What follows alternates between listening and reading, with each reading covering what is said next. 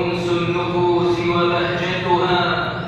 يا أيها الذين آمنوا اذكروا الله ذكرا كثيرا وسبحوه بكرة وأصيلا. هو الذي يصلي عليكم وملائكته ليخرجكم من الظلمات إلى النور وكان بالمؤمنين رحيما. تحيتهم يوم يلقونه سلام وأعد لهم أجرا كريما. أمة الإسلام، مضى شهر رمضان بأيامه الفضيلة ولياليه المباركة، والمسلمون بين صيام وقيام وصدقة وتلاوة للقرآن.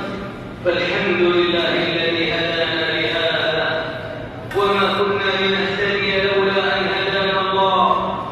واليوم يا عباد الله نستقبل العيد للفرح والسرور، فالعيد شعيرة إلهية وسنة نبوية وموسم للبر والصلة والتزاور